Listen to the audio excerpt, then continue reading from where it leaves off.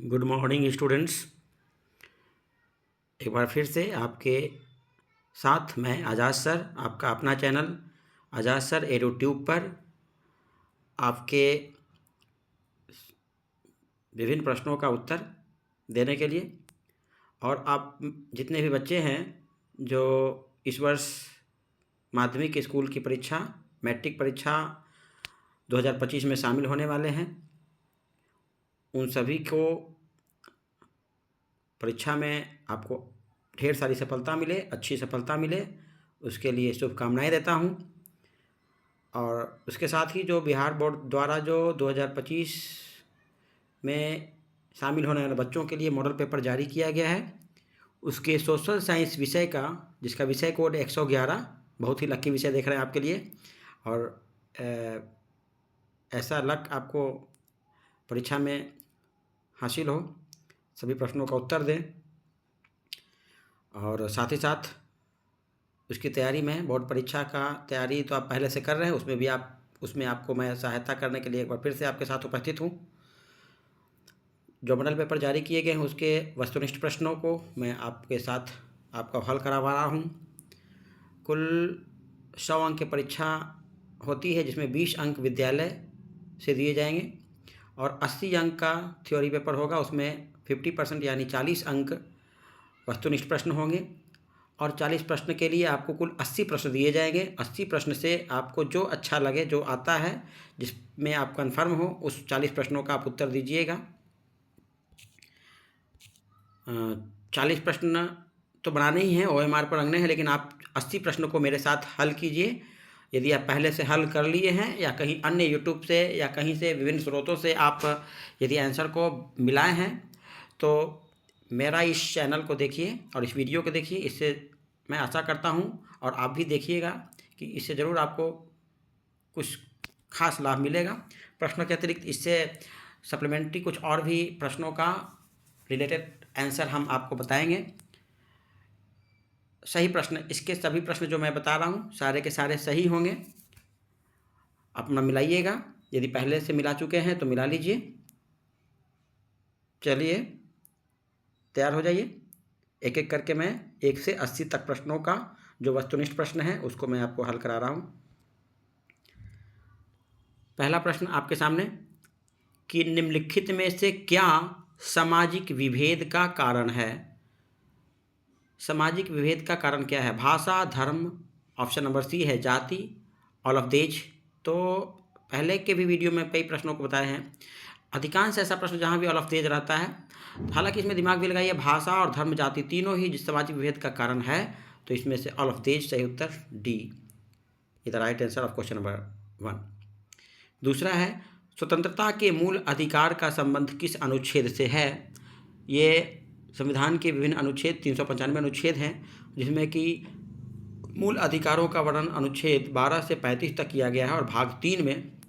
तो इसमें स्वतंत्रता के मूल अधिकार का वर्णन अनुच्छेद 19 से 22 तक किया गया है। तो इसमें अनुच्छेद 19 ऑप्शन नंबर सी में है, तो सही उत्तर सी। निम्नलिखित में से इनमें से कहाँ सर्वप्रथम महिलाओं को वोट का अधिकार मिला था। ये ऑप्शन दिया हुआ है फ्रांस, रूस, इंग्लैंड और भारत। हालांकि सबसे पहले महिलाओं को वोट देने का अधिकार न्यूजीलैंड में 1893 ईस्वी में दिया गया था। सबसे पहला देश जहां की महिलाओं को वोट देने का अधिकार प्राप्त हुआ था वह देश है न्यूजीलैंड, जहां की 1893 ईस्वी में महिलाओं को वोट देने का अधिकार प्राप्त हुआ था। विकल्प में जो जो दिए गए हैं फ्रांस, रूस, इंग्लैंड और भारत। तो फ्रांस में सबसे पहले महिलाओं को 1946 ईस्वी में मत देने का अधिकार प्राप्त हुआ था। भारत में देखा जाए तो भारत में 1935 ईस्वी में महिलाओं को मत देने का अधिकार प्राप्त होता था। और इंग्लैंड सबसे पहले होगा, इंग्लैंड में सबसे पहले 1928 ईस्वी में महिलाओं को मत देने का अधिकार प्राप्त हुआ था। तो सबसे पहला इस विकल्प के अनुसार ऑप्शन नंबर सी होगा इंग्लैंड, जहाँ की 1928 ईस्वी में महिलाओं को मत देने का अधिकार प्राप्त हुआ था। सबसे पहले यदि ऐसे ही बिना विकल्प का क्वेश्चन रहे तो देखिएगा, सबसे पहले न्यूजीलैंड में 1893 ईस्वी में महिलाओं को मत देने का अधिकार प्राप्त हुआ था। कहाँ? न्यूजीलैंड में। कहाँ? 1893 ईस्वी में महिलाओं को मत देने का अधिकार प्राप्त हुआ था। लेकिन इस विकल्प के अनुसार इंग्लैंड में 1928 ईस्वी में महिलाओं को मत देने का अधिकार प्राप्त हुआ था। चलिए आगे क्वेश्चन पर, क्वेश्चन नंबर 4 कि इनमें से कौन पंचायत की व्यवस्थापिका है। पंचायत की व्यवस्थापिका सभा जो होता है ग्राम सभा को कहा जाता है। Option number A is the right answer, A ग्राम सभा जो है पंचायत की व्यवस्थापिका कहलाता है। नेक्स्ट क्वेश्चन, विदेश नीति को किस सूची में रखा जाता है। ये 12वीं कक्षा की जो भी मॉडल पेपर है उसमें भी इस क्वेश्चन को दिया गया है, 12वीं कक्षा की पॉलिटिकल साइंस में। इसके पहले वीडियो में हम 12th क्लास का जो मॉडल पेपर का हल कराए हैं उस पर आप देख सकते हैं, ये क्वेश्चन था। 5वां, विदेश नीति को किस सूची में रखा गया है। विदेश नीति जो कुल सूचियां हैं, संघ सूची, राज्य सूची और समवर्ती सूची, तो इसमें विदेश नीति को संघ सूची में रखा गया है। Option number A is the right answer of question number 5। सूचना का अधिकार नामक विधेयक कब पारित हुआ था। सूचना का अधिकार अधिनियम सर्वप्रथम 15 जून 2005 को स्वीकृत किया गया था। तो इसमें ऑप्शन नंबर है 2005 जो है ये है। कब हुआ था? 15 जून 2005, 15 जून 2005 को यह पारित किया गया था। 15 जून 2005 ऑप्शन नंबर सी। सूचना का अधिकार अधिनियम 15 जून 2005 को पारित किया गया था। Next question 7वां, Bharatiya Janata party के प्रथम अध्यक्ष कौन थे? श्यामा प्रसाद मुखर्जी।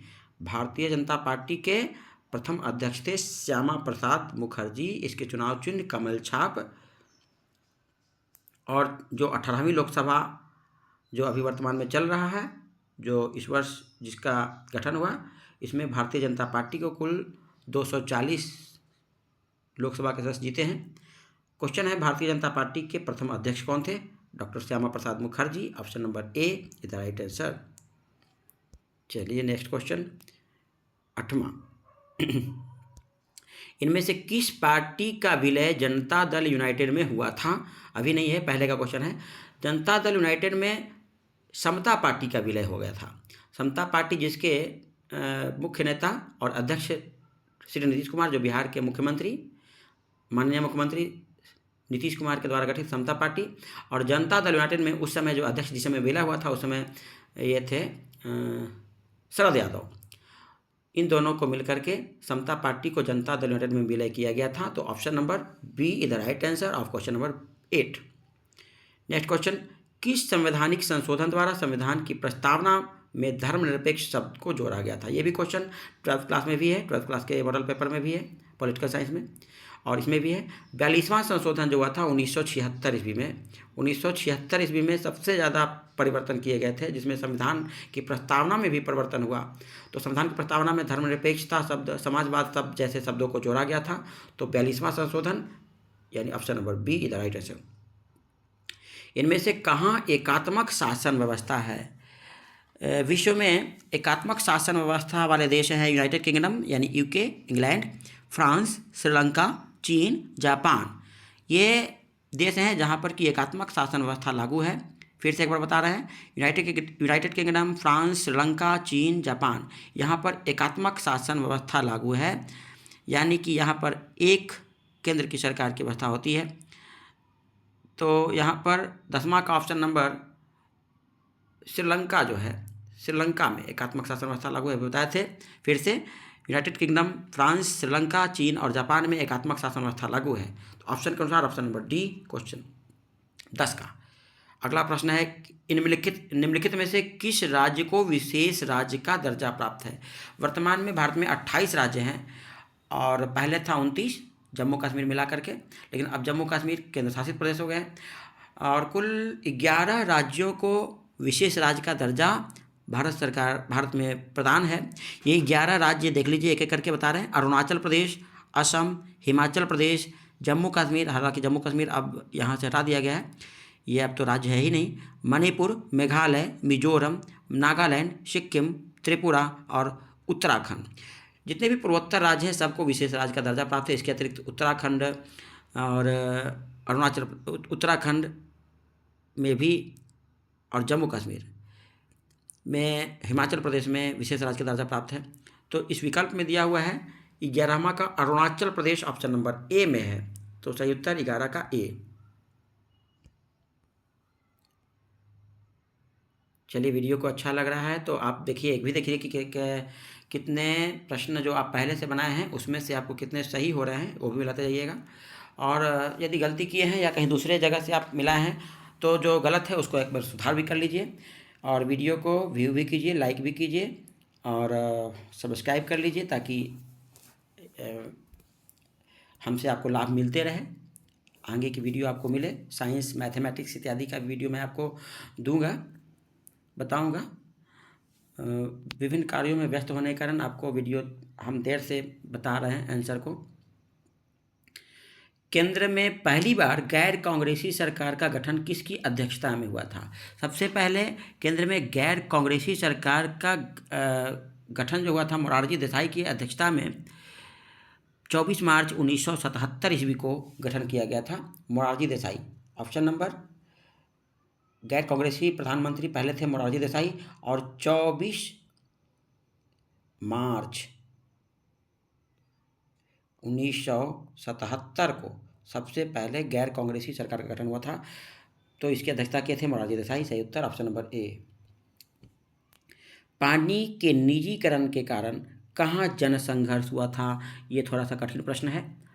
पानी के निजीकरण बोलिविया के कोचाबाम्बा शहर में सबसे पहले 1999-2000 में संघर्ष हुआ था। बोलिविया, जो कि ऑप्शन नंबर बी में दिया हुआ है, तो सही उत्तर ऑप्शन नंबर बी 13 का सही उत्तर है। बोलिविया के कोचाबाम्बा शहर में सबसे पहले 1999 से 2000 में जनसंघर्ष हुआ था पानी के निजीकरण की समस्या को लेकर के। 14वां प्रश्न है, विधानसभा का गठन कब हुआ था? बहुत ही हल्का प्रश्न है। 9 दिसंबर 1946 ईस्वी। 9 दिसंबर 1946 ईस्वी को दिल्ली के संविधान हॉल में संविधान सभा का गठन किया गया था, जिसके प्रथम अध्यक्ष जो उस समय थे अस्थायी अध्यक्ष डॉक्टर सच्चिदानंद सिन्हा को चुना गया था, जिसमें 389 सदस्य भाग लिए थे। और 2 दिन बाद 11 दिसंबर 1946 ईस्वी को इसका अस्थायी अध्यक्ष चुना गया था doctor Rajendra Prasad. Option number ए सही उत्तर 9 दिसंबर 1946। बिहार पंचायती राज अधिनियम 2006 के अनुसार महिलाओं को कितने प्रतिशत आरक्षण प्राप्त है? बिहार में 50% महिलाओं को आरक्षण प्राप्त है। ऑप्शन नंबर सी में है यह सही उत्तर। क्वेश्चन नंबर 16 कि ग्राम कचहरी का प्रधान कौन होता है? बहुत ही हल्का प्रश्न। सरपंच।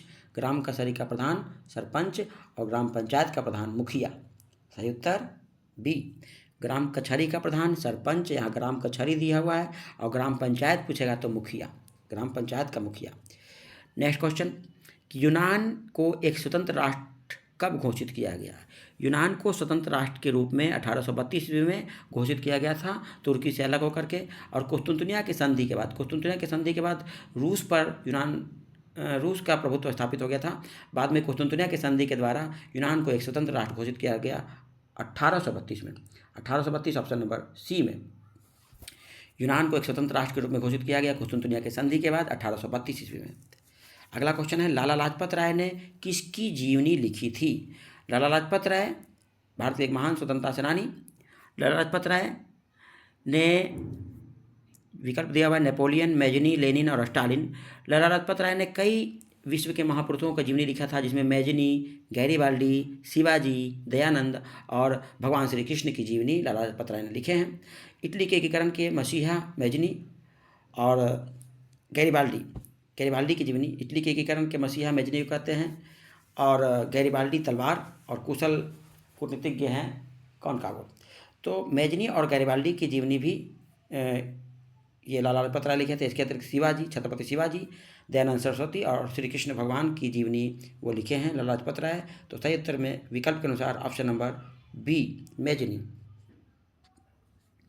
रक्त और लौह की नीति का अवलंबन किसने किया था? जर्मनी के बिस्मार्क, ऑटोमन बिस्मार्क ने रक्त और लौह की नीति का अनुसरण किया और इसके आधार पर जर्मनी का एकीकरण किए थे। सही उत्तर डी। आयरन ब्लड पॉलिसी किनके द्वारा दिया गया है? बिस्मार्क के द्वारा। अगला प्रश्न, राइन संघ की निर्माण किसने किया था? नेपोलियन बोनापार्ट ने यूरोप में राष्ट्रवाद के प्रचार प्रसार हेतु जर्मनी के 16 प्रांतों को मिला करके 1806 ईस्वी में राइन संघ की स्थापना किए थे। नेपोलियन बोनापार्ट ने 1806 ईस्वी में जर्मनी के 16 प्रांतों को मिला करके राइन संघ की स्थापना किया था, और जो जर्मनी के एकीकरण में मेजनी, काउंट काबूल और गैरिबाल्डी का तो योगदान था ही, लेकिन इसकी बीज नेपोलियन बोनापार्ट के द्वारा ही राइन संघ की स्थापना करके किया गया था। नेपोलियन बोनापार्ट ने राइन संघ की स्थापना कब के थे? 1806 ईस्वी में। सही उत्तर कौन हो जाएगा? ऑप्शन नंबर सी। ब्रुसेनसैफ्ट कहाँ की एक संस्था थी? ब्रुसेनसैफ्ट एक जर्मनी की एक संस्था थी जो जर्मनी में एकीकरण के लिए छात्रों को, वहाँ के विद्यालयों में छात्रों को नवीन पद्धति से आधुनिकीकरण करने के लिए ब्रुसेनसैफ्ट संस्था बनाया गया था जर्मनी में। ऑप्शन नंबर ए। नेक्स्ट क्वेश्चन नंबर 22, निम्नलिखित में से कौन यूटोपियन समाजवादी थे? यूटोपियन समाजवादी या स्वप्नदर्शी समाजवादी, या जिसको कि आरंभिक समाजवादी भी कहते हैं, इसमें Saint Simon, Robert Owen. Saint Simon को समाजवाद का जनक भी कहते हैं। जनक कौन के हैं? समाजवाद का जनक यदि पूछा जाएगा तो सेंट साइमन थे। लेकिन यूटोपियन समाजवादी तीनों के तीनों हैं, सेंट साइमन भी, रॉबर्ट ओवन भी और लुई ब्ला भी।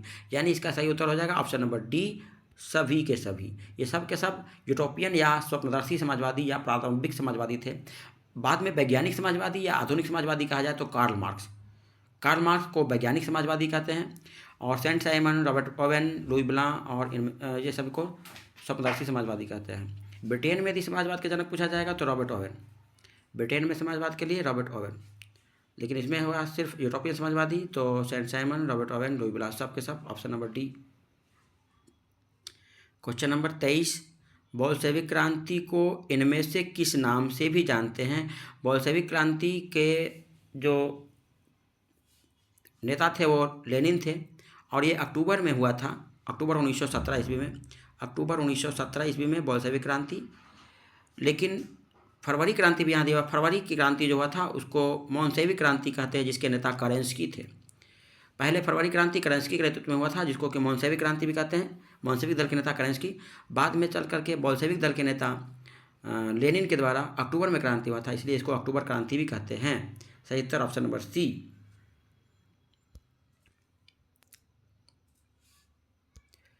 इनमें से कौन गुप्त पुलिस संगठन था?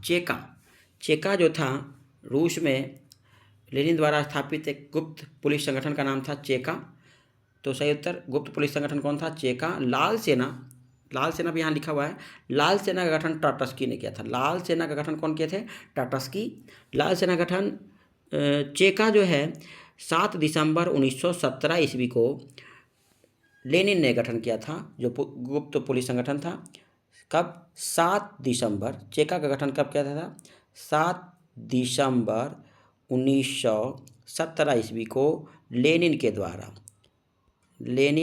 गठन किया गया था।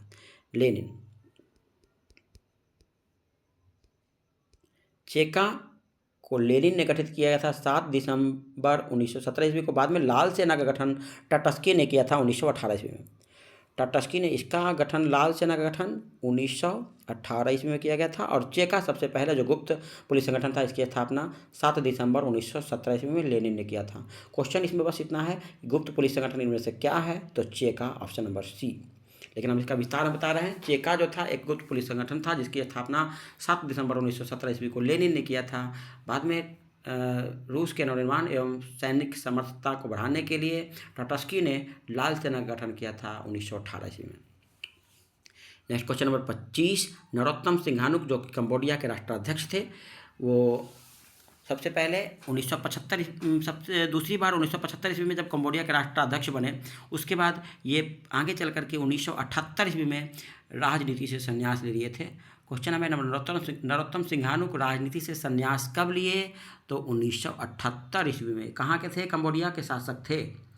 तो option number B the right answer of question number 25। Norodom Sihanouk राजनीति से संन्यास कब लिए थे?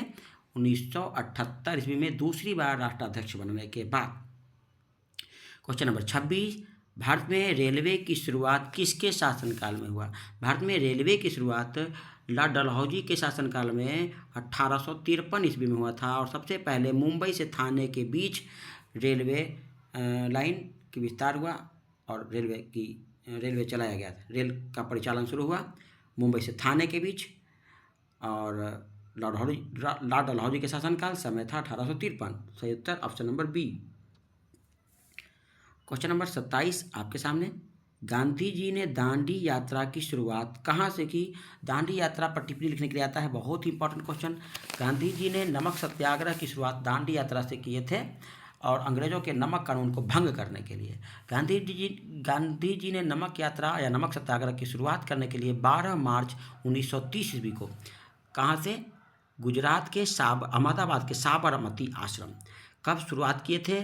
शुरुआत किए थे 12 मार्च 1930 ईस्वी को। ये अहमदाबाद के गुजरात के साबरमती आश्रम से वो शुरुआत किए और उसके बाद 5 अप्रैल को दांडी पहुँचे थे समुद्र के किनारे और 6 अप्रैल 1930 ईस्वी को उन्होंने दांडी में नमक को बना करके नमक कानून, ब्रिटिश सरकार का जो नमक कानून था उसको भंग किए थे और नमक सत्याग्रह की शुरुआत पारंपरिक रूप से ये किए थे। 27वां का सही उत्तर ऑप्शन नंबर बी।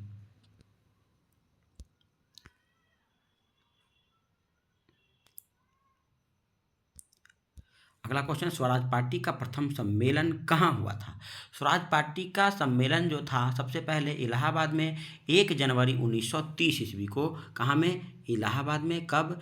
1 जनवरी 1923। 1 जनवरी 1923 ईस्वी को किया गया था इलाहाबाद में। और इसके प्रथम अध्यक्ष जो थे मोतीलाल नेहरू और इसके सचिव चित्तरंजन दास, CR दास थे।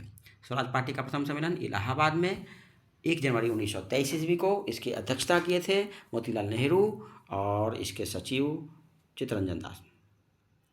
नेक्स्ट क्वेश्चन 29वां, सही उत्तर इसका हो जाएगा ऑप्शन नंबर डी। इनमें से किन्हें सीमांत गांधी के नाम से भी जानते हैं? बहुत ही हल्का आसान क्वेश्चन। ये भी क्वेश्चन आपका 12th क्लास के मॉडल पेपर में भी है। खान अब्दुल गफ्फार खान को सीमांत गांधी के नाम से भी जानते हैं। ऑप्शन नंबर सी, पश्चिमोत्तर भारत के नेता। वेदों की ओर लौटो का नारा किसने दिया? स्वामी दयानंद सरस्वती। बहुत ही अच्छा क्वेश्चन। स्वामी दयानंद सरस्वती जिनका जन्म 12 फरवरी 1824 ईस्वी को गुजरात के टंकारा प्रदेश में हुआ था। संस्कृत में भी पढ़ने के लिए। जन्म कब हुआ था? जन्म हुआ था 12 फरवरी 1824 ईस्वी को। कहाँ में? गुजरात के टंकारा प्रदेश में। और इन्होंने 7 अप्रैल 1875 ईस्वी को आर्य समाज की स्थापना किया था। आर्य समाज की स्थापना कब? 7 अप्रैल 1875 ईस्वी। नोट कीजिएगा, वीडियो को पॉज कर करके देखिए। 7 अप्रैल 1875 ईस्वी को इन्होंने मुंबई में आर्य समाज की स्थापना किया और वेदों की ओर लौटो का नारा भी दिए। सही उत्तर ऑप्शन नंबर ए। बिहार प्रांतीय किसान सभा की स्थापना किसने की? बस नाम पूछ रहा है कि बिहार प्रांतीय किसान सभा की स्थापना किसान नेता स्वामी सहजानंद सरस्वती ने किए थे। और सबसे पहले स्वामी सहजानंद सरस्वती ने बिहार प्रांतीय सभा की स्थापना सबसे पहले 1929 ईस्वी में किए थे। बाद में 1936 ईस्वी में बिहार प्रांतीय सभा को राष्ट्रीय दर्जा प्राप्त हुआ 1936 ईस्वी में और इसका नाम बदल करके उन्होंने अखिल भारतीय किसान सभा की स्थापना की। और अखिल भारतीय किसान सभा का अधिवेशन लखनऊ में 11 अप्रैल 1936 ईस्वी को किया गया था। लेकिन इसकी स्थापना यदि पूछा जाए बिहार प्रांतीय सभा की तो 1929 ईस्वी में 1929 ईस्वी में किए थे। 1929, सॉरी गलत लिखा गया। 1929 ईस्वी में बिहार प्रांतीय किसान सभा की स्थापना किए। बाद में इसको राष्ट्रीय स्तर पर दर्जा प्रदान करके लखनऊ में इसका नाम बदल करके 11 अप्रैल 1936 ईस्वी को इसका नाम अखिल भारतीय किसान सभा की स्थापना किया गया।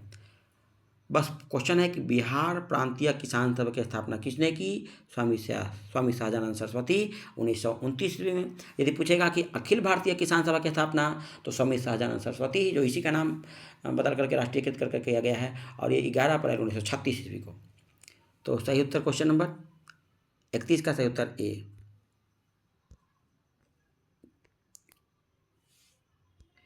भारत में पहला फैक्ट्री एक्ट कब पारित हुआ? भारत में सबसे पहला लॉर्ड रिपन के शासनकाल में 1881 ईस्वी में फैक्ट्री एक्ट पारित हुआ था। 1881 जो कि ऑप्शन नंबर सी में दिया हुआ है। Option number C 1881। उस समय गवर्नर जनरल लॉर्ड रिपन थे। सही उत्तर option number C. Next question, British संसद के किस अधिनियम ने भारत में व्यापार पर ईस्ट इंडिया कंपनी का अधिकार को समाप्त कर दिया था? ब्रिटिश सरकार की जो चार्टर अधिनियम 1813 था, इसके अंतर्गत ब्रिटिश संसद के ब्रिटिश सरकार ने ईस्ट इंडिया कंपनी का भारत से व्यापार का एकाधिकार को समाप्त कर दिया था। तो सही उत्तर 18वां का ऑप्शन नंबर सी, चार्टर अधिनियम 1813। City of Bombay improvement trust के स्थापना के पीछे क्या कारण था? क्वेश्चन नंबर है 34। सिटी ऑफ बॉम्बे इम्प्रूवमेंट की स्थापना 9 दिसंबर 1998 ईस्वी को किया गया था। कब किया गया था पहले सुन लो। 9 दिसंबर 1998 ईस्वी को 1898 ईस्वी को बम्बई में बॉम्बे इम्प्रूवमेंट ट्रस्ट की स्थापना किया गया था। और इसका उद्देश्य था, उस समय बॉम्बे में प्लेग महामारी काफ़ी फैला हुआ था और प्लेग महामारी से बचने के लिए बॉम्बे को स्वच्छ बनाने की दृष्टि से city of Bombay improvement trust की स्थापना किया गया था। तो प्लेग महामारी से बचने के लिए ऑप्शन नंबर बी, प्लेग महामारी दिया हुआ बी में, और स्थापना किया गया था 9 दिसंबर 1898 ईस्वी को। नेक्स्ट क्वेश्चन है, सोम प्रकाश साप्ताहिक पत्रिका का प्रकाशन किसने किया था? अच्छा प्रश्न है। सोम प्रकाश साप्ताहिक पत्रिका जो था, ऐसे तो इसके सबसे पहले प्रकाशन द्वारकानाथ विद्याभूषण ने 15 नवंबर 1858 ईस्वी को कलकत्ता में किया था। ये प्रकाशन किया गया था द्वारकानाथ विद्याभूषण के द्वारा, लेकिन इसकी योजना सबसे पहले ईश्वरचंद विद्यासागर के द्वारा प्रस्तावित किया गया था। तो इसमें ईश्वरचंद विद्यासागर का नाम इसमें ऑप्शन नंबर बी में दिया हुआ है। Option number B is the right answer. Option number B, Ishwarchand Vidyasagar, सही उत्तर बी में। Next question number, New India समाचार पत्र को किसने शुरू किया था? ये भी क्वेश्चन जो है, इसमें 2 प्रकार के आंसर जानिए। ऐसे तो जनरली न्यू इंडिया और कॉमनवेल्थ ये एनिमेशन के द्वारा बहुत ही फेमस है, लेकिन न्यू इंडिया जो था वो सबसे पहले 15 अगस्त को ये एनी बेसेंट के द्वारा प्रकाशित किया था। यह दैनिक समाचार पत्र था, लेकिन इसको साप्ताहिक यदि पूछा जाए तो विपिन चंद्र पाल के द्वारा यह प्रकाशित किया गया था। दैनिक यदि समाचार पत्र न्यू इंडिया देखा जाए, पत्रिका है तो एनी बेसेंट, और समाचार पत्र जो साप्ताहिक समाचार पत्र था तो विपिन चंद्र पाल के द्वारा यह प्रकाशित किया जाता था। यहाँ क्वेश्चन है, न्यू इंडिया समाचार पत्र सिर्फ है, दैनिक यदि है तो एनी बेसेंट, और साप्ताहिक रहेगा तो विपिन चंद्र पाल। इसमें कुछ लिखा नहीं है और विपिन चंद्र पाल कहीं है नहीं, तो सही उत्तर इसमें C, option number C is the right answer. Option number C, Annie Besant. दैनिक समाचार पत्र देखा जाए तो न्यू इंडिया दैनिक समाचार पत्र और कॉमनवेल्थ की प्रकाशन एनी बेसेंट ने शुरू किए थे। सही उत्तर सी। रेशम मार्ग कहाँ से आरंभ होता है? क्वेश्चन नंबर ये इंडो चाइना में आप लोग पढ़े होंगे, हिंद चीन में। रेशम मार्ग चीन से शुरू होता है, जो यूरोप के विभिन्न देशों को जोड़ता है। तो रेशम मार्ग का कहाँ से आरंभ होता है? चीन से। Option number C is the right answer. Question number 37। Next question है 38। इन देशों में से कौन प्राकृतिक संसाधनों में अत्यंत विपन्न है, यानी काफ़ी गरीब? प्राकृतिक संसाधन का यहाँ काफ़ी अभाव है, लेकिन फिर भी ये एक विकसित देश है, और यह देश का नाम आप विकसित देश बता दिए तो समझ गए होंगे, जापान। जापान प्राकृतिक संसाधन की दृष्टि से काफ़ी विपन्न यानी पुअर कंट्री है, लेकिन फिर भी ये विकसित देश है। 38 का सही उत्तर डी। 39। इन राज्यों में से कौन सर्वाधिक वन आवरण वाला है, यानी सर्वाधिक वन का आवरण कहाँ है? तो वन आवरण में देखा जाए, क्षेत्रफल की दृष्टि से सबसे अधिक जंगल भारत में देखा जाए तो राज्य में मध्य प्रदेश में है। मध्य प्रदेश में सबसे अधिक, और वन का घनत्व की दृष्टि से देखा जाए तो सबसे अधिक वनों का घनत्व, क्षेत्रफल की दृष्टि से देखा जाए तो किसका? क्षेत्रफल की दृष्टि से मध्य प्रदेश, और घनत्व की दृष्टि से देखा जाए तो मिजोरम। वनों का घनत्व सबसे ज़्यादा मिजोरम में, और क्षेत्रफल की दृष्टि से मध्य प्रदेश में। तो सही उत्तर डी। नेक्स्ट क्वेश्चन, रोहिल्ला राष्ट्रीय उद्यान कहाँ में है? रोहिल्ला राष्ट्रीय उद्यान हिमाचल प्रदेश के कुल्लू जिला में स्थित है। Himachal Pradesh option number B में है। रोहिल्ला कहाँ है? हिमाचल प्रदेश के कुल्लू जिला में। सही उत्तर बी। सागर सम्राट क्या है? सागर सम्राट जो है पेट्रोलियम निकालने के लिए मुंबई हाई के पास जो है एक अपतटीय रेल तेल रिंग है। ऑप्शन नंबर बी 41 का सही उत्तर बी। सागर सम्राट क्या है? एक अपतटीय तेल रिंग है जो तेल पेट्रोलियम का निष्कासन में प्रमुख भूमिका निभाता है। नेक्स्ट क्वेश्चन, क्वेश्चन नंबर 42, रूस के सहयोग से किस परमाणु विद्युत गृह का निर्माण किया गया था? रूस के सहयोग से काकरापारा परमाणु विद्युत गृह, कैगा परमाणु विद्युत गृह, कुडनकुलम और कलपक्कम। तो इसमें सही उत्तर जो है कुडनकुलम। कुडनकुलम जो है परमाणु विद्युत गृह जो है इसका निर्माण सबसे पहले रूस के सहयोग से, हालांकि 2002 में इसकी शुरुआत किया गया था, जो कार्य करना शुरू किया 2016 में। इससे कुल मिलाकर के 1000 मेगावाट विद्युत की उत्पादन होती है। तो कुडनकुलम परमाणु विद्युत गृह जो कि रूस के सहयोग से स्थापित किया गया, 2002 में इसकी निर्माण शुरू हुआ और 2016 से यह कार्य करना शुरू कर दिया। Option number see the right answer of question number 42। इनमें से किसे सुनहला रेशा भी कहा जाता है? जूट और पटसन को सुनहला रेशा भी कहते हैं। तो यहाँ पर ऑप्शन नंबर डी में जूट है, तो सही उत्तर डी। नेक्स्ट क्वेश्चन, निम्नलिखित में से किसे अंगोरा ऊन प्राप्त किया था? अंगोरा ऊन जो है खरगोश के रोए से, रेशे से प्राप्त किया जाता है। तो ऑप्शन नंबर सी खरगोश दिया हुआ है। भारत में लौह इस्पात का पहला कारखाना कहाँ स्थापित हुआ था? ये भी क्वेश्चन बहुत ही टिपिकल है। भारत में हालांकि लौह इस्पात का प्रथम कारखाना जो है बंगाल में आसनसोल है। आसनसोल, बंगाल के आसनसोल जिला में बंगाल आयरन वर्क्स नामक कारखाना स्थापित किया गया था 1874 ईस्वी में। तो इसमें बंगाल है दिया हुआ है, 45 में बी बंगाल दिया हुआ है, और इसकी स्थापना सबसे पहले किया गया था 1874 ईस्वी में। लेकिन यदि पूछा जाए कि प्रथम लौह इस्पात संयंत्र की स्थापना, तो फिर झारखंड में Tata iron and steel company TISCO, जिसकी स्थापना 26 अप्रैल 1907 ईस्वी को किया गया था।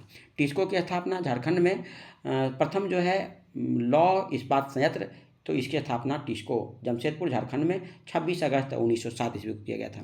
इसमें सिर्फ यह प्रश्न है कि लौह इस्पात का पहला कारखाना कहाँ खोला गया? तो पश्चिम बंगाल होगा 1874 ईस्वी में। सही उत्तर बी। और प्रथम संयंत्र यदि रहेगा लौह इस्पात संयंत्र स्टील कंपनी, तो TISCO Tata iron and steel company 26 अगस्त 1907 ईस्वी को खोला गया था। भोपाल गैस त्रासदी किस गैस के रिसाव से हुआ था? Question number 46। भोपाल गैस त्रासदी जो भोपाल में हुआ था 3 दिसंबर 1984, डॉक्टर राजेंद्र प्रसाद के जन्म के ठीक 100 वर्ष बाद। डॉक्टर राजेंद्र प्रसाद का जन्म 3 दिसंबर 1884 और ये भोपाल गैस त्रासदी 3 दिसंबर 1984। आप मैच करिएगा, याद हमेशा हो जाएगा, आप पक्का याद रहेगा। डॉक्टर राजेंद्र प्रसाद के जन्म के ठीक 100 साल बाद 3 दिसंबर 1984 ईस्वी को भोपाल गैस त्रासदी था, जिसमें मिथाइल त्रासदी के कारण गैस रिसाव हुआ था। जिसमें मिथाइल त्रासदी, भोपाल त्रासदी जो हुआ था मिथाइल आइसोसाइनेट गैस का रिसाव हुआ था। कब? 3 दिसंबर 1984 को। Option number C. अगला क्वेश्चन 47, भारत का सबसे लंबा राष्ट्रीय राजमार्ग कौन है? भारत का सबसे लंबा राष्ट्रीय राजमार्ग संख्या 44 है, जो श्रीनगर से कन्याकुमारी को जोड़ता है, और इसकी कुल लंबाई जो है 3745 किलोमीटर है। ऑप्शन नंबर बी में है NH 44। कहाँ से कहाँ है? श्रीनगर से कन्याकुमारी को जोड़ता है, और कुल लंबाई 3744 किलोमीटर 3744 किलोमीटर है। ऑप्शन नंबर बी में सही उत्तर।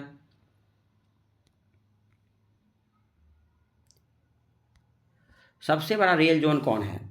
भारत का सबसे बड़ा रेल जोन जो है उत्तरी रेल है, जिसके अंतर्गत 5 मंडल आते हैं, और इसकी स्थापना 1952 ईस्वी में किया गया था। सबसे बड़ा रेल जोन उत्तरी रेलवे है, 1952 ईस्वी में स्थापना किया गया था। इसके अंतर्गत 5 मंडल आते हैं। सही उत्तर ऑप्शन नंबर बी। 49, वायु परिवहन का राष्ट्रीयकरण कब किया गया था? क्वेश्चन नंबर 49 में है कि वायु परिवहन का राष्ट्रीयकरण सबसे पहले कब किया गया था? रेलवे का सबसे पहले भारत में रेल का जो निर्माण हुआ लॉर्ड डलहौजी के शासनकाल में, और इसी समय वायु परिवहन का भी राष्ट्रीयकरण हुआ 1953 ईस्वी में। और सबसे पहले हवाई मार्ग कराची से नई दिल्ली तक के बीच 1912 ईस्वी में शुरू किया गया था। हालांकि राष्ट्रीयकरण पूछ रहा है तो राष्ट्रीयकरण 1953 ईस्वी में लॉर्ड डलहौजी के शासनकाल में, ऑप्शन नंबर बी। लेकिन सबसे पहले भारत में रेलवे चला कब, तो 1912 ईस्वी में कराची से नई दिल्ली के बीच। लेकिन राष्ट्रीयकरण पूछ रहा है तो 1953 ईस्वी में लॉर्ड डलहौजी के शासनकाल में। अगला क्वेश्चन नंबर 50, सदिया से धुबरी तक के कौन सा राष्ट्रीय जल मार्ग है? सदिया से धुबरी तक के जो राष्ट्रीय जल मार्ग है वो राष्ट्रीय जल मार्ग संख्या 2, जिसकी लंबाई कुल 891 किलोमीटर है। राष्ट्रीय जल मार्ग संख्या 2 जो है ये सदिया से धुबरी तक के असम में स्थित है। ये कुल 891 किलोमीटर है। कहाँ में? असम में। सही उत्तर ऑप्शन नंबर बी। फाल्टा विशेष आर्थिक क्षेत्र कहाँ स्थित है? फाल्टा जो है पश्चिम बंगाल के कोलकाता से लगभग 55 किलोमीटर दूर स्थित है और लगभग हुगली नदी से पश्चिम दिशा में स्थित है फाल्टा, जो कि आर्थिक क्षेत्र, औद्योगिक क्षेत्र है। फाल्टा पश्चिम बंगाल में स्थित है। ऑप्शन नंबर सी, कोलकाता से 55 किलोमीटर दूर लगभग स्थित है ये।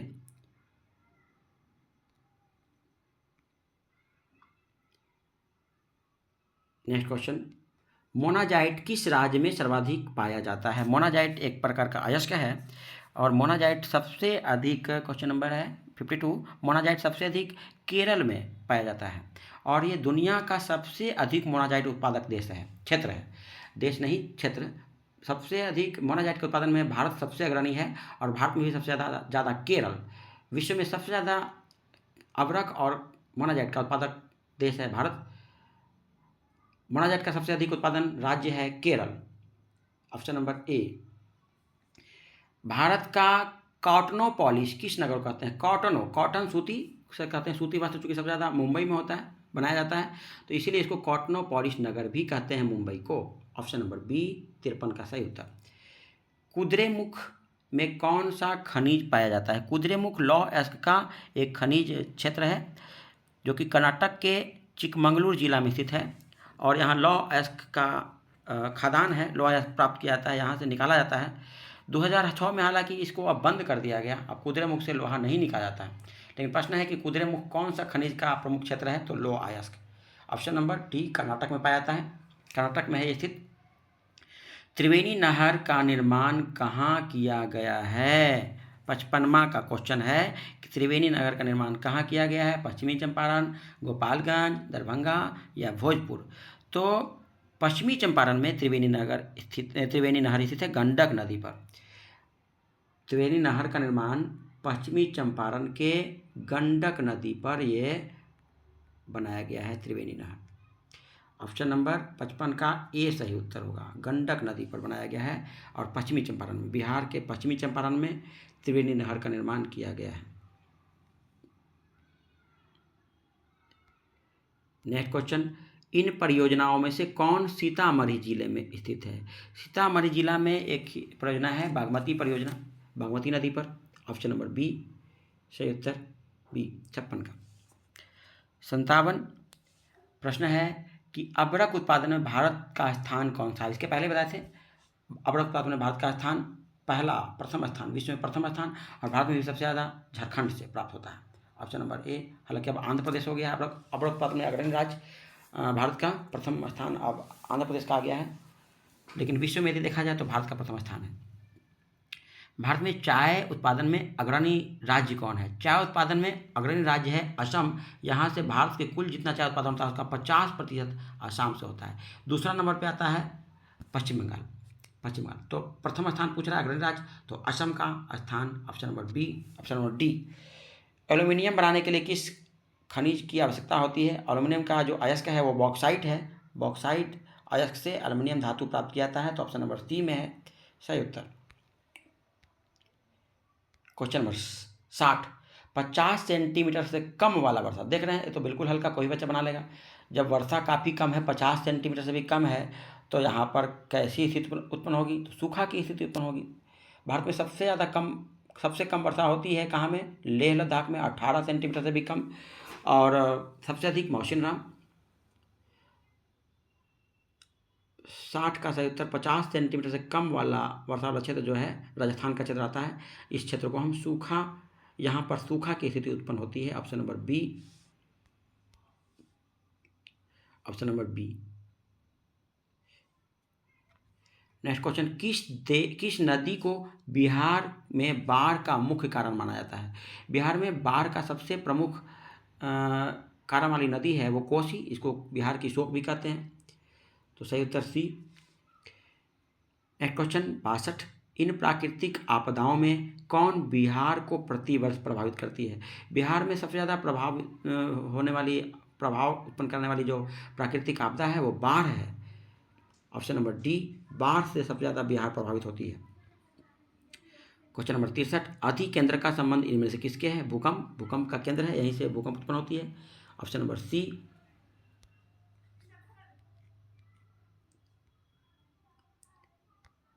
क्वेश्चन नंबर 64, भारत में जनसंख्या की दृष्टि से बिहार का कौन सा स्थान है? जनसंख्या के घनत्व की दृष्टि से देखा जाए तो बिहार का प्रथम स्थान हो जाएगा। घनत्व की दृष्टि से 2011 की जनगणना के अनुसार भारत में जनसंख्या घनत्व की दृष्टि से बिहार सबसे टॉप पर है, प्रथम स्थान। और जनसंख्या की दृष्टि से सबसे टॉप पर उत्तर प्रदेश है। जनसंख्या की दृष्टि से इसमें पूछ रहा है, घनत्व नहीं पूछ रहा है। तो जनसंख्या की दृष्टि से भारत का सबसे ऊपरी दर्जे पर है उत्तर प्रदेश, प्रथम स्थान। दूसरा स्थान पर महाराष्ट्र आता है और बिहार जो हमारा राज्य है वो तीसरा स्थान पर आता है। चौथे नंबर पर पश्चिम बंगाल। प्रश्न है कि जनसंख्या की दृष्टि से बिहार का कौन सा स्थान है? तो तीसरा स्थान ऑप्शन नंबर सी में है। जनसंख्या की दृष्टि से प्रथम स्थान उत्तर प्रदेश, दूसरा महाराष्ट्र, तीसरा बिहार, चौथा पश्चिम बंगाल। और जनसंख्या घनत्व की दृष्टि से प्रथम स्थान बिहार का। 65वां क्वेश्चन है, प्रति व्यक्ति आय को इनमें से और किस नाम से जानते हैं? औसत आय। प्रति व्यक्ति आय को औसत आय भी कहते हैं। ऑप्शन नंबर डी में है। अगला, विनिमय की प्रारंभिक अवस्था में व्यापार किस पर आधारित था? सबसे पहले व्यापार जो था वस्तु विनिमय प्रणाली पर आधारित था।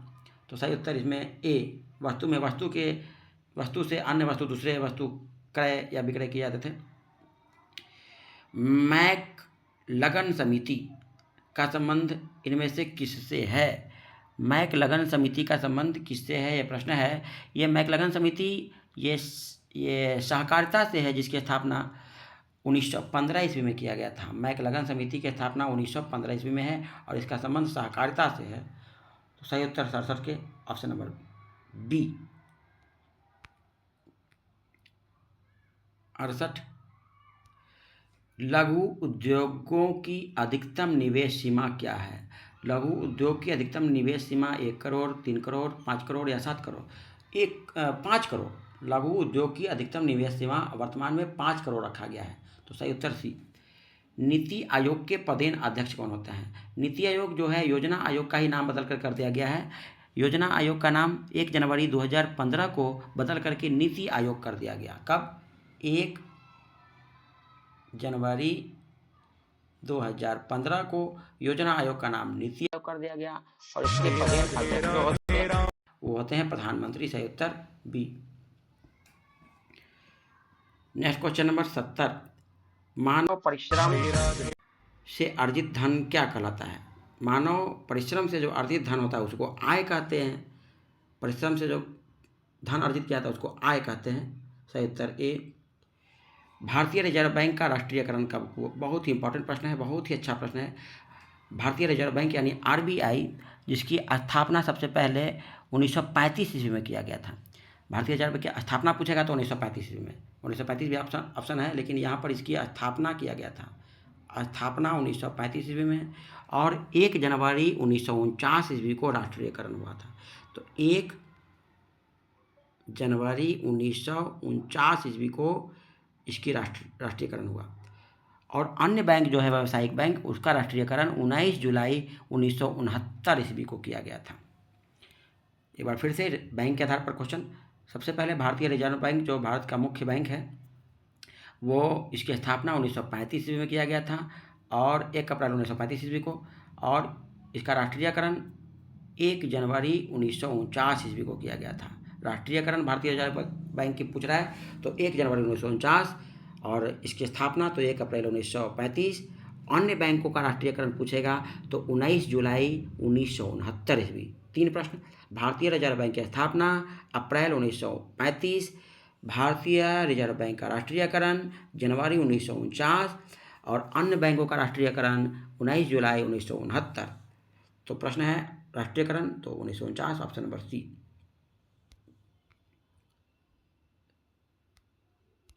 क्वेश्चन नंबर 72, इनमें से कौन सामाजिक आधारभूत संरचना का भाग है? सामाजिक आधारभूत संरचना का भाग कौन है? संचार, यातायात, शिक्षा और वित्त। हालांकि इन सभी सामाजिक ये सब विकास के ये मुख्यतः ये सब ऑप्शन है जो समाज के विकास के लिए ज़रूरी है, लेकिन सामाजिक आधारभूत संरचना का भाग जो है ये मुख्यतः शिक्षा, स्वास्थ्य एवं अन्य कल्याणकारी संस्थान को कहते हैं। तो शिक्षा और स्वास्थ्य ही मुख्यतः जो है सामाजिक आधारभूत संरचना का भाग कहलाएगा। तो शिक्षा इसमें दिया हुआ ऑप्शन नंबर सी में, सही उत्तर सी। शिक्षा और स्वास्थ्य सामाजिक आधारभूत संरचना का मुख्य भाग है। इसमें सही उत्तर 72 का सी। क्वेश्चन नंबर 73, संयुक्त राष्ट्र संघ ने किसे अंतर्राष्ट्रीय सहकारिता वर्ष घोषित किया गया है? इसमें सारे के सारे ऑप्शन गलत हैं। संयुक्त राष्ट्र संघ ने 20 जून 2024 को इसी वर्ष घोषित किया है 2025 को। अभी इसी वर्ष ये 20 जून 2024 यानी इसी वर्ष यह घोषित किया है कि 2025 जो है अंतर्राष्ट्रीय सहकारिता वर्ष के रूप में मनाया जाएगा। 2025 को अंतर्राष्ट्रीय सहकारिता वर्ष के रूप में घोषित किया गया है। तो इसका कोई भी ऑप्शन सही नहीं है। क्वेश्चन नंबर 74, उपभोक्ता अधिकार की घोषणा सर्वप्रथम कहाँ की गई थी? उपभोक्ता अधिकार की घोषणा सबसे पहले 15 मार्च 1962 ईस्वी को अमेरिका में किया गया था। उस समय अमेरिका के तत्कालीन राष्ट्रपति थे John F Kennedy. John F Kennedy ने अमेरिका में सबसे पहले 15 मार्च 1962 ईस्वी को उपभोक्ता अधिकार की घोषणा किए थे। तो अमेरिका है ऑप्शन नंबर सी में। कब? 15 मार्च 1962। 15 मार्च 1962 को तत्कालीन राष्ट्रपति जॉन एफ कैनेडी ने, अमेरिका के तत्कालीन राष्ट्रपति जॉन एफ कैनेडी ने उपभोक्ता अधिकार की घोषणा किए थे। क्वेश्चन नंबर 75, विश्व की विभिन्न अर्थव्यवस्था को एक दूसरे से जोड़ने वाली प्रक्रिया वैश्वीकरण कहलाती है। वैश्वीकरण की परिभाषा भी यदि पूछेगा समझ लीजिए, विश्व के विभिन्न देशों को अर्थव्यवस्था की दृष्टि से एक दूसरे को जोड़ने वाली क्रियाविधि वैश्वीकरण कहलाता है। Option number C is the right answer. Question number 76, कि इनमें से कौन संस्थागत वित्तीय स्रोत के उदाहरण है? संस्थागत वित्तीय स्रोत के उदाहरण विभिन्न प्रकार के बैंक होते हैं। वाणिज्यिक बैंक सही है, सहकारी बैंक, क्षेत्रीय ग्रामीण बैंक, सब के सब इनमें से सब all of these is the right answer of question number 76। Bharat का अधिकांश कार्यबल किस क्षेत्र पर आधारित है? भारत की अधिकांश जो जनसंख्या है कृषि पर आधारित है और कृषि प्राथमिक क्षेत्र के अंतर्गत आता है। तो भारत का अधिकांश कार्यबल लगभग 50% प्राथमिक क्षेत्र पर ही निर्भर करता है। भारत का कुल जो कार्यबल है उसका 50% प्राथमिक क्षेत्र पर निर्भर करता है। Option number A is the right answer of question number 77। Bharat में मौद्रिक नीति का निर्धारण कौन करता है? Reserve bank of India. भारतीय रिजर्व बैंक जो है भारत के मौद्रिक नीति का निर्धारण करता है। ऑप्शन नंबर सी में है सही उत्तर। क्वेश्चन नंबर 79, भूमि विकास बैंक को पहले किस नाम से जानते थे? भूमि विकास बैंक जिसका स्थापना हुआ है 1920 में, सबसे पहले पंजाब में इसकी शुरुआत किया गया था और पहले इसको भारतीय ग्रामीण बैंक या क्षेत्रीय ग्रामीण बैंक के नाम से जानते थे। भूमि विकास बैंक को पहले क्षेत्रीय ग्रामीण बैंक के नाम से जानते थे, जिसकी स्थापना 1920 ईस्वी में पंजाब में हुआ है। तो भूमि विकास बैंक को पहले क्षेत्रीय ग्रामीण बैंक के नाम से जानते थे। ऑप्शन नंबर ए में है। लास्ट क्वेश्चन, इनमें से किस जमा में कोई ब्याज नहीं देता है? बैंक में यदि आप चालू खाता में यदि बैंक पैसा जमा कीजिएगा तो इसमें किसी प्रकार की ब्याज नहीं देती है बैंक के द्वारा। तो चालू खाता यानी करंट अकाउंट में किसी प्रकार की ब्याज नहीं मिलता है। ऑप्शन नंबर डी में सही उत्तर है। चलिए सही प्रश्न 80 प्रश्नों को देख लिए। हालांकि आप इसमें से आपको इसको मात्र प्रश्न बनाने थे 40 ही, और भी देख लीजिए 2-2 नंबर का प्रश्न पॉज करके देखिए जो हम मॉडल पेपर में बता दे रहे हैं, देख लीजिएगा।